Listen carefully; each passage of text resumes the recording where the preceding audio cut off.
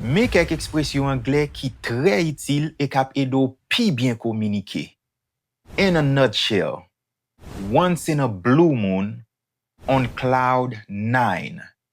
Yo rele sa yo English idioms. Yo vraiment important et yo capable aido communiquer pi bien lor ap pale anglais. Once in a blue moon, pa vle di yon fwa le la lune nan bleu. Li tout simplement vle di très rarement ou bien yon le kon sa. I eat pizza once in a blue moon, qui signifie mwen manje pizza très rarement. Mwen manje pizza yon le kon sa. On cloud 9, pa vle di mwen sou nuage 9. Li tout simplement vle di mwen extrêmement content.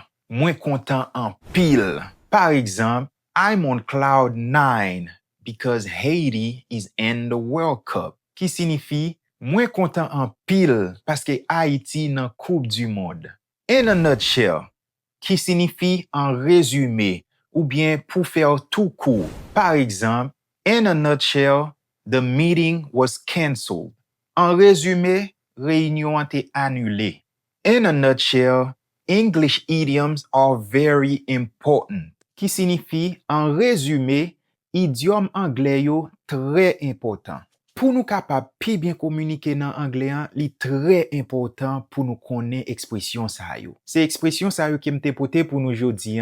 Thank you guys and see you on the next video.